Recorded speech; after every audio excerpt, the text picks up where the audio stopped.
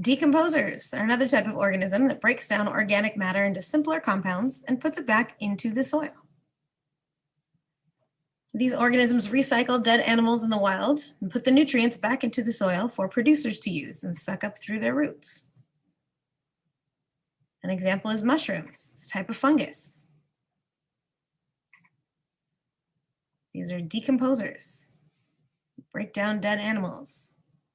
Put the nutrients and the chemicals back in the soil for the plants to suck up through their roots.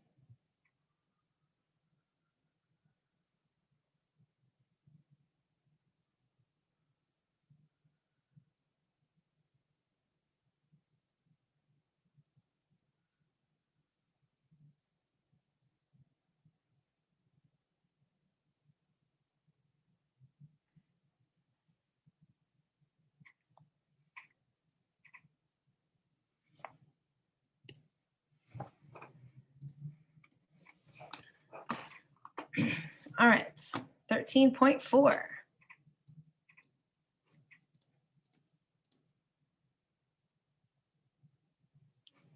Give you a minute to get that together. See what answers you can come up with here.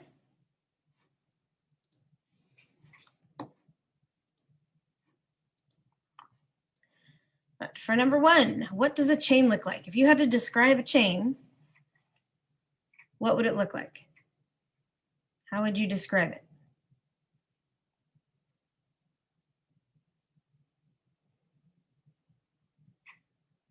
Can anyone describe a chain? Bunch of things intertwined together. Okay. A singular link in a line. Okay. Good. What about a web? What does a web look like?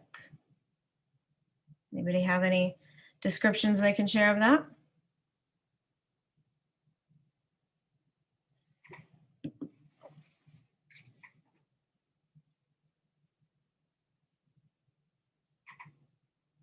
No, multiple connected lines from all sorts of directions. Organized line connecting and going around a center. Good. Yeah, that's fine. I know some things are harder to describe. You can picture it in your head. I'm sure you can picture a chain or picture a web, but then when you have to put it in words, it's a little difficult. Good. All right, so we just went over the other ones. What does the root word troph mean? Food. Good. Yep. Good. Desiree, Darius. What is a producer?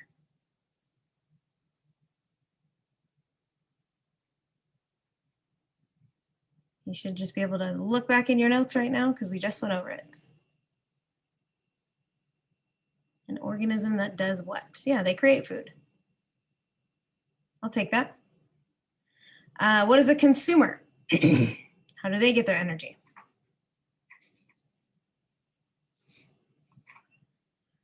They eat the producers, or they'll eat other consumers too. Get energy from eating other organisms. Good. And what are the 3 types of consumers that we just talked about?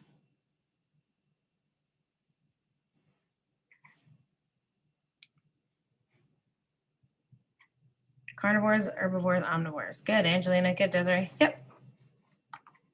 Very good. All right, now we're going to put those producers and consumers into relationships. And the relationships are called food chains and food webs. They represent the flow of energy in an ecosystem. And the flow of energy portion is important because however you draw a food chain and a food web, you draw them with arrows. And the arrows always point to energy flow. They don't point to what you eat. So in the first one, you have grass and a bunny and a fox maybe. And the arrows point to energy flow. The grass gives energy to the bunny gives energy to the fox. It's not about what they eat, it's about energy.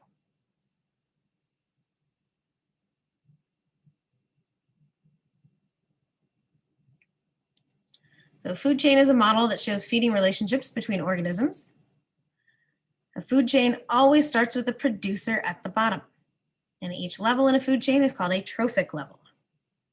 Troph means food, it's the feeding levels. So you got 2 examples of food chains right there. One is a terrestrial food chain that you would find on land. The other one is an aquatic food chain that you would find in the ocean.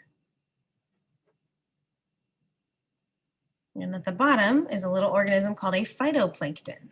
That is the producer of many aquatic food chains.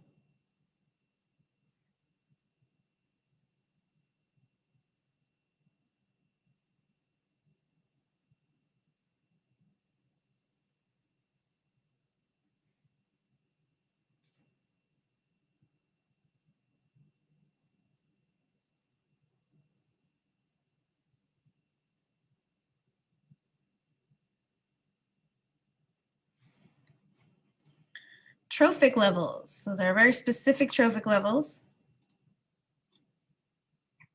as well as what kind of organisms go in each trophic level. So like I said, the arrows point up because energy flows up. It's not about what you eat, it's about who gives what energy. You take the energy from what we eat. So on the bottom, you start at the bottom, always producers. These are the plants or plankton in the aquatic environment. The next level up are the first consumers. Primary is just another word for first. And these are the herbivores.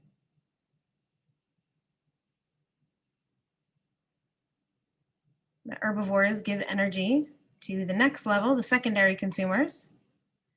And those tend to be small carnivores or omnivores. And those get eaten by and give energy to tertiary consumers. Tertiary is another name for third. Think of how to say third in Spanish if you speak Spanish. You should be able to remember it. And those are the large carnivores or omnivores. Sometimes there's one more level called the quaternary consumers, but not always. Food chains are usually 4, maybe 5 levels. But make sure you write all of the levels and what organisms are found on each level. Those are going to be in your Check for Understanding quiz and your attendance quizzes this week.